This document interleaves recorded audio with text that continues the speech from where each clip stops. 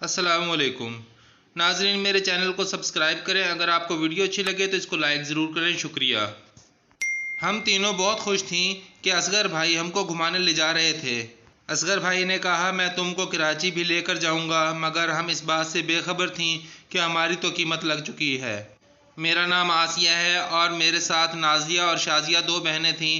ہم تینوں یتیم خانے میں رہتے تھے، اس لیے وہ میری بھی بہنیں تھیں۔ ہماری تو آنکھیں بھی یتیم خانے میں کھلیں۔ اصغر بھائی اس یتیم خانے کے انچارج تھے۔ ایک دن اصغر بھائی نے کہا چلو میں تمہیں تینوں کو سیر کروا کر لاتا ہوں۔ ہم تیار ہونے لگیں۔ ہمیں بہت خوشی تھی کہ اصغر بھائی ہمیں گھمانے لے جا رہے ہیں۔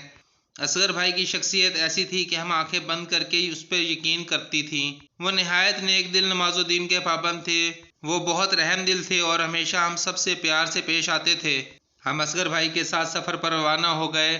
بہت اچھا سفر تھا۔ ہم مختلف شہروں سے ہوتے ہوئے، مختلف اسٹیشن دیکھتے ہوئے حیدرآباد پہنچے۔ اصغر بھائی ہمارا اتنا خیال رکھ رہے تھے کیا بتاؤں۔ حیدرآباد پہنچ کر ہم ایک ہوٹل میں گئے۔ اصغر بھائی نے کہا تم یہاں بیٹھو، میں ابھی آتا ہوں۔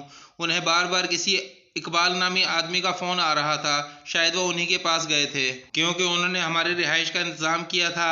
ہوٹل کا ویٹر آیا اور اس نے ہمارے سامنے بسکٹ اور چائے رکھ دی۔ ہم نے اللہ کا شکر ادا کیا، اس نے ہمیں اپنی نعمت سے نوازا۔ ہمیں بھوک لگی تھی، اس لیے ہم نے اسے بھی غنیمت سمجھا۔ ہمیں وہاں بیٹھے کافی دیر گزر گئی، اصغر بھائی نہ آئے۔ ہم اس سے بے خبر تھیں کہ اصغر بھائی کا ایکسیڈنٹ ہو گیا ہے اور ان کا موقع پر انتقال ہو گیا۔ ادھر ہم نے چائے ختم کی اور ادھر اقبال صاحب آ گئے۔ انہوں نے کہا آپ اصغر بھائی کے ساتھ ہیں؟ ہم نے کہا جی، تو اقبال بولا میرے ساتھ چلو۔ ہم ڈر گئی اور ہم نے کہا کہ اصغر بھائی کو آنے دیں۔ انہوں نے کہا میں اقبال ہوں اور آپ لوگوں کو لینے آیا ہوں، میں بھی آپ کا بھائی ہوں، چلیں آپ۔ ہم اقبال کے ساتھ چل دیے۔ ہم گھر پہنچے تو رات ہو چکی تھی۔ اقبال بھائی بولے آپ سب آرام کریں، میں اصغر کو فون کرتا ہوں، یہ بچیاں میرے پاس ہیں۔ اس وقت تو ہم بے فکر ہو کر سو گئی، لیکن آدھی رات کے بعد ایک عجیب سا خوف آنے لگا۔ یہ خوف کیسا تھا؟ ہم غیر لوگوں کے درمیان تھے، صبح ہوتے ہی ہمیں کہیں اور جانا تھا، سمجھ نہیں آ رہی تھی کہ قسمت ہمارے ساتھ کیا کھیل کھیلنے والی ہے۔ صبح ہوئی تو اقبال بھائی بولے میں نے آپ کا رہنے کا انتظام دوسری جگہ کیا ہے، آپ لوگ ناشتہ کر لیں پھر چلتے ہیں۔ ہم نے ناشتہ کیا اور ساتھ ہی چل پڑی۔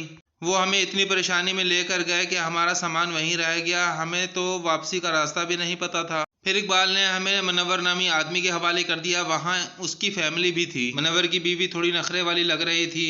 رات ہو گئی اور ہمیں کھانا دے کر کہا گیا کھانا کھا کر سو جاؤ۔ مجھے بے چینی ہو رہی تھی، میں کمرے میں ٹہلنے لگی تو کسی کی بات کرنے کی آواز آئی۔ میں نے غور سے سننا شروع کیا۔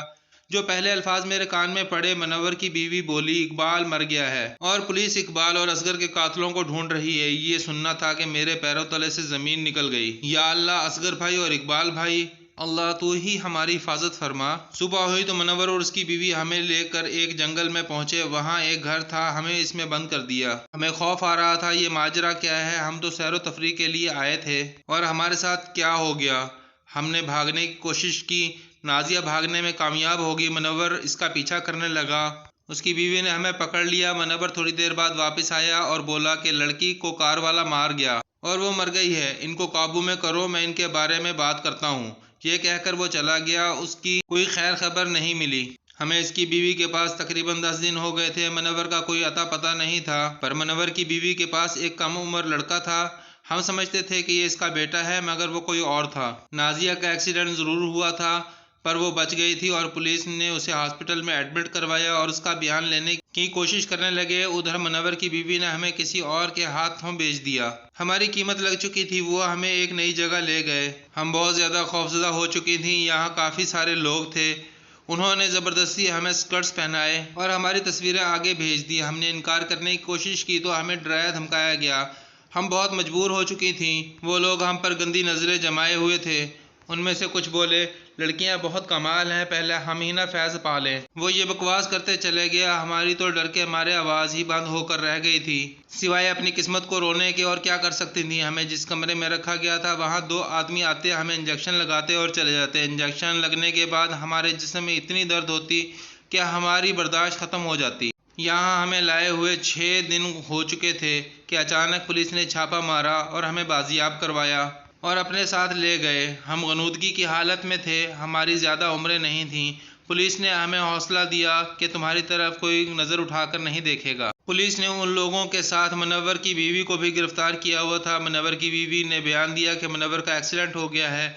उन्हें नहीं पता था कि मुनव्वर को पहले ही पुलिस गिरफ्तार कर चुकी है और वो पुलिस की हिरासत में है। पुलिस की तफ्तीश से एक और इंकशाफ हुआ कि इकबाल का कातिल कोई और नहीं उसी का बेटा था, क्योंकि इकबाल उसे बुराई से रोकता था और ये बात उसके बेटे को पसंद नहीं थी।